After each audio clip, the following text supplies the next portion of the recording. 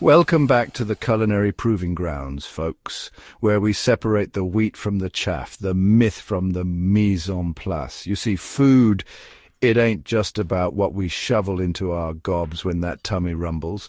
Oh no, my friends, it's a time machine, a cultural passport, a mystery novel just begging to be unwrapped. And today we're donning our metaphorical detective hats and dusting off some seriously surprising food facts. And we're talking about the kind of trivia that'll have you winning bar bets and wowing your dinner guests for years to come. So, buckle up, Buttercup, because we're about to embark on a wild ride through the history of food, uncovering the fascinating stories behind some of our favourite eats. Get ready for a heaping helping of I did not know that moments. You might want to grab a snack for this one, because trust me, you're going to be here a while.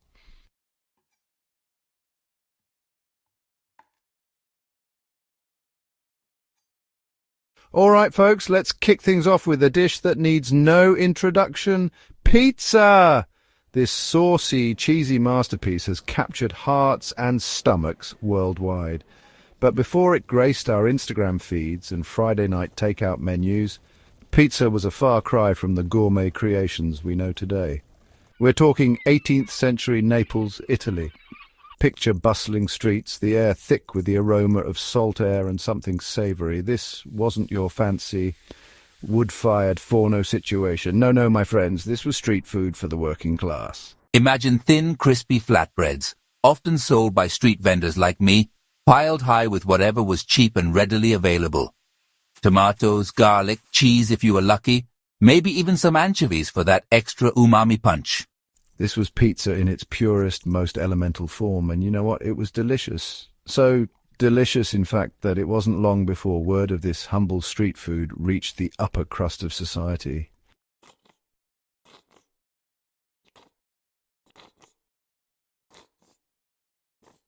All right, folks, let's move on to another culinary king, ketchup. This tangy, tomatoey goodness is a staple on tables across the globe. But hold on to your burger buns, because ketchup's origins are about as far from a tomato patch as you can get. We're turning back the clock way back to ancient China. See, our taste buds crave that salty, savoury umami punch, and long before tomatoes made their way to Asia, the name of the game was fermentation. Now, I'm talking about a fermented fish sauce, often made with anchovies or other small fish, left to ripen and develop those deep, savory flavors. This sauce, my friends, this was the precursor to your beloved ketchup. It was used as a flavor enhancer, a condiment, and even a preservative. Talk about a multitasking marvel. It wasn't exactly the sweet and tangy ketchup we know today, but hey, you got to start somewhere. Fast forward a few centuries and this fermented fish sauce hitches a ride with sailors across the high seas, eventually landing on the shores of England. The Brits, they tried to recreate it, but fresh fish? Well, it wasn't always readily available, so they started experimenting with other ingredients like mushrooms, walnuts, even oysters. Talk about thinking outside the anchovy can. But then something magical happened. Tomatoes arrived from the New World. Now tomatoes, with their bright acidity and natural sweetness, proved to be the perfect dance partner for those fermented flavors. Over time, the fish sauce faded into the background and the tomato took center stage. And just like that, ketchup as we know it was born. Of course, it went through a few more tweaks and refinements, but the soul of that ancient fermented fish sauce still there, lurking beneath the surface, adding that certain je ne sais quoi. Who knew a condiment could have such a storied past?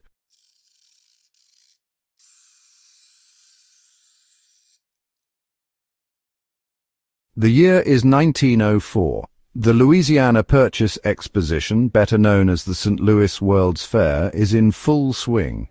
Imagine a sprawling carnival of culinary delights, technological marvels, and, of course, ice cream now.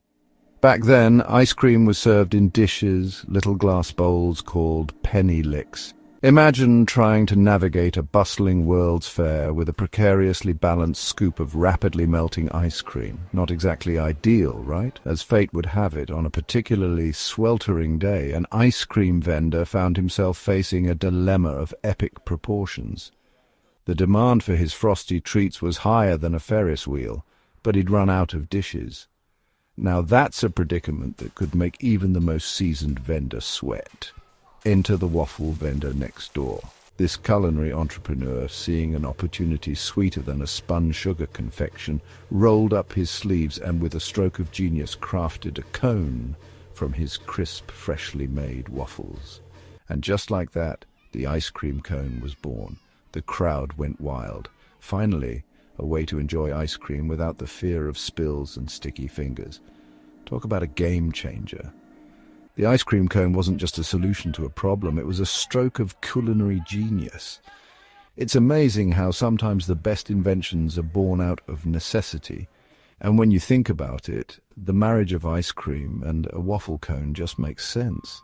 It's a textural symphony in every bite. The creamy coolness of the ice cream against the crisp, slightly sweet cone. This chance encounter at the World's Fair sparked a culinary revolution. The ice cream cone quickly became a global sensation, and today it's hard to imagine a summer without these portable parcels of frozen delight. So the next time you savor the simple joy of an ice cream cone, remember the waffle vendor at the 1904 World's Fair who, with a little ingenuity and a whole lot of waffle batter, changed the way we enjoy ice cream forever.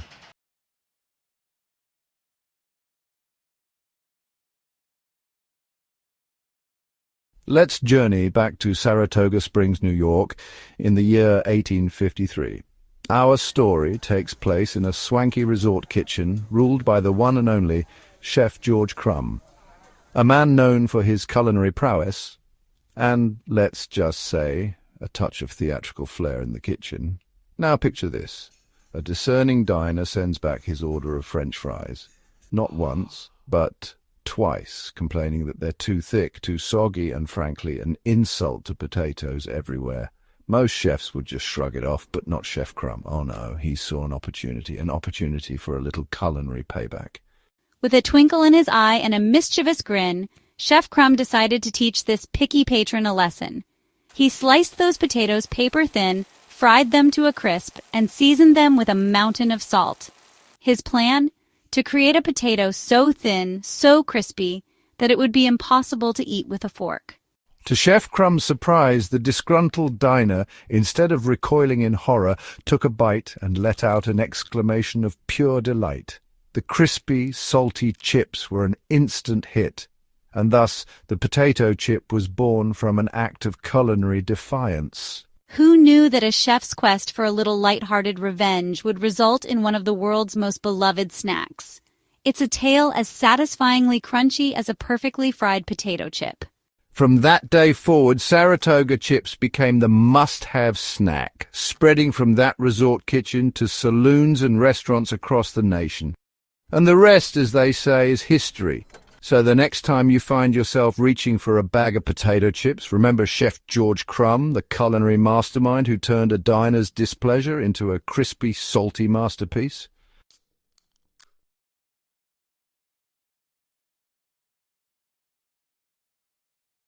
Hold on to your hats, folks, because we're about to dive into a story that's both fascinating and a little bit unsettling. The tale of Coca-Cola's surprisingly potent past. Let's rewind to 1886 in Atlanta, Georgia, where a pharmacist named John Pemberton was whipping up more than just prescriptions. Pemberton was a man of many concoctions, and his latest creation was a syrup designed to soothe headaches and boost energy.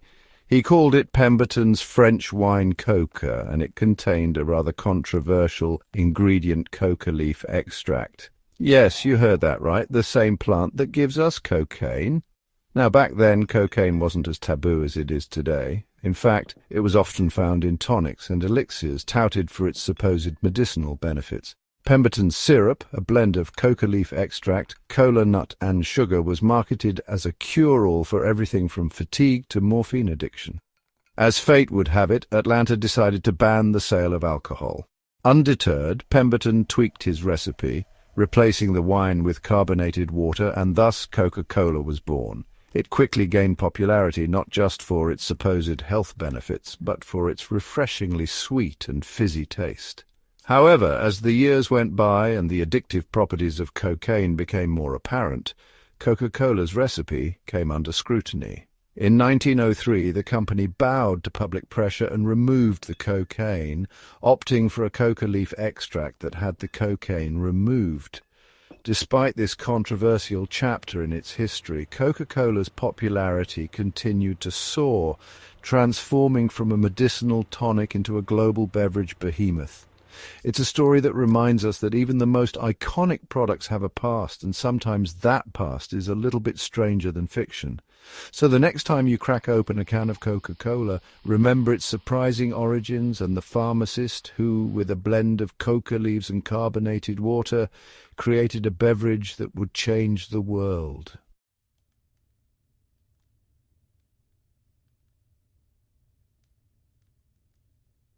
All right, folks, buckle up because we're diving deep into the murky depths of Worcestershire sauce. This isn't your average condiment, oh no. This, my friends, is a testament to the glorious power of happy accidents. Picture it, England 1835. Two chemists, John Lee and William Perrins, are tasked with recreating an Indian sauce. Now, the details of this original sauce are shrouded in mystery, but what we do know is that Lee and Perrins, well, they missed the mark. Big time. The resulting concoction was, to put it mildly, potent. We're talking nose-wrinkling, eye-watering, taste-bud-assaulting strong. Not exactly the flavour profile they were aiming for. Disappointed, they banished the barrels to the basement, figuring they'd deal with the pungent mess later. Little did they know, time, as it often does, had other plans. See, those barrels weren't just forgotten, they were left to their own devices for 2 whole years. 2 years? That's like sending a teenager to their room and forgetting to collect them until they're old enough to vote. Now, here's where the magic happens. Those 2 years weren't just about the sauce sitting around feeling sorry for itself. Oh no, this is where the real alchemy occurred. Inside those barrels, a symphony of fermentation was underway. The original harsh flavors mellowed, transforming into something complex, savory, and dare I say, downright delicious. Think about that.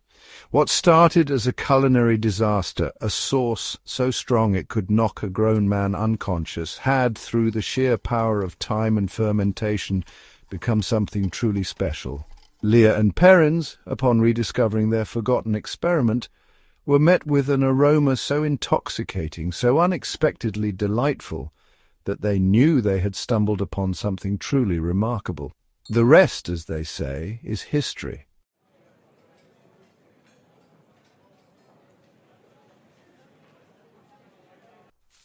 All right, let's talk pineapples, those spiky, crown-wearing wonders of the fruit world. Today we toss them in smoothies, grill them on kebabs, even use them as pizza toppings, don't judge me. But back in the day, pineapples were the ultimate status symbol. Imagine, if you will, Europe in the 17th century. Exotic fruits were all the rage. But none held the allure of the pineapple. See, these prickly beauties couldn't survive the European climate, making them incredibly rare, and you guessed it, incredibly expensive. We're talking serious wealth here, folks. Owning a pineapple was like owning a sports car or a yacht. It screamed, "Look at me, I'm rich enough to import a fruit that could bankrupt a lesser man." And it wasn't just about eating them. Oh no, people would parade their pineapples around town, displaying them in their homes like priceless works of art. There are even accounts of folks renting pineapples for special occasions, just to impress their guests. Now, you might be thinking, how on earth did we go from pineapple renting extravagance to tossing chunks of the stuff in our morning yogurt? Well, my friends, it all boils down to one word, technology. As shipping methods improved and greenhouses became more common, pineapples slowly but surely made their way from luxury item to household staple. No longer confined to the tables of the elite, this tropical treat became accessible to the masses. But even though we've lost that historical reverence for the pineapple, it's worth remembering its journey. This fruit, once so coveted it was rented by the night, is a testament to how food trends evolve. So, next time you're slicing into a juicy pineapple, take a moment to appreciate its past life as the king of fruit, a symbol of wealth and a conversation starter at even the most pretentious of parties.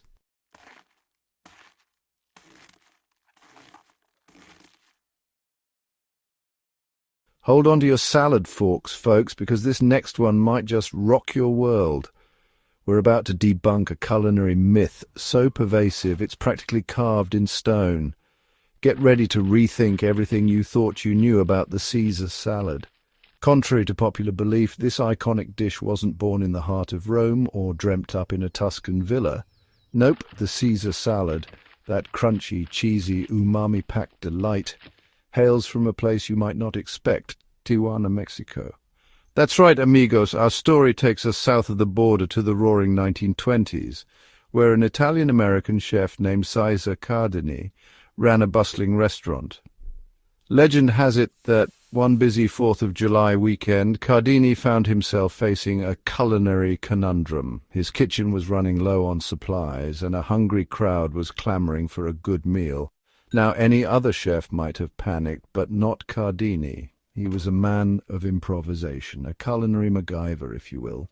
With a twinkle in his eye and a dash of ingenuity, he gathered up the few ingredients he had left, and in a stroke of genius, created a salad for the ages. Picture this: crisp romaine lettuce tossed tableside with a flourish, a drizzle of olive oil, a sprinkle of Parmesan cheese, and a generous helping of garlicky, lemony dressing, all emulsified to perfection. And the piece de resistance: crunchy, savoury croutons, adding texture and a satisfying bite.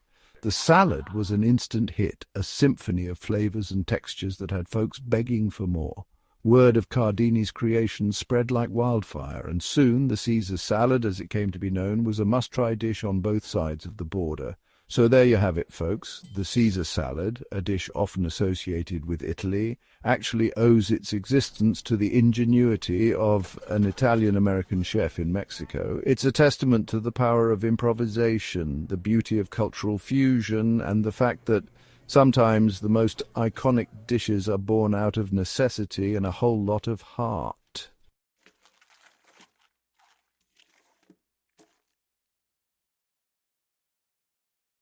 All right, folks, let's talk Spam. I know, it might not be the first thing you think of when you picture a gourmet meal, but hold on, because this humble canned meat has a surprisingly heroic past. See, during World War II, food was scarce. Armies needed to feed their troops, and they needed something that could survive long journeys and even longer waits. Enter Spam. This shelf-stable, protein-packed meat became a lifeline for soldiers fighting on the front lines. It was portable, versatile, and, most importantly, plentiful. It wasn't fancy, but it got the job done. Now, I'm not saying it was the most appetizing item on the menu. I've heard stories, folks, but it kept our troops going when they needed it most. But the story doesn't end there. After the war, Spam came home with the troops. It had become a familiar taste, a reminder of shared experiences and tough times overcome. People found ways to incorporate it into their everyday meals, from sandwiches to stir-fries. And you know what?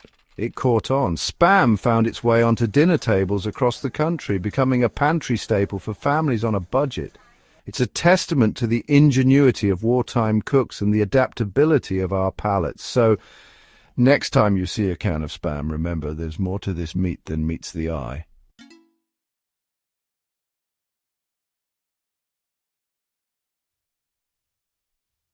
We're wrapping up our list with a real head-scratcher. You know that jar of creamy, nutty goodness we call peanut butter? Well, in some parts of the world, it can't legally be called that.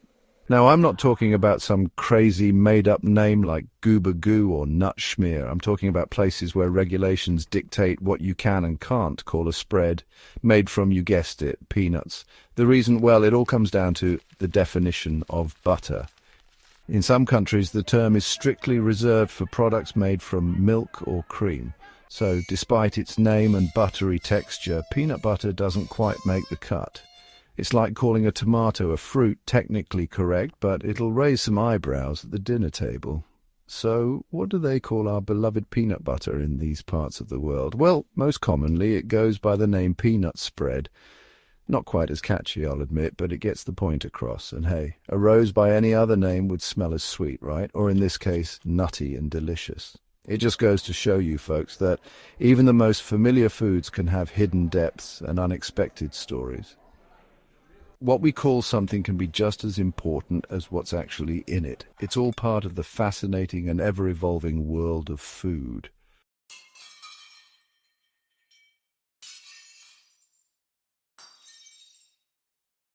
And there you have it. 10 fascinating food facts that show how much history and culture are packed into the things we eat every day. Which one surprised you the most? Let us know in the comments, and don't forget to like and subscribe for more amazing stories.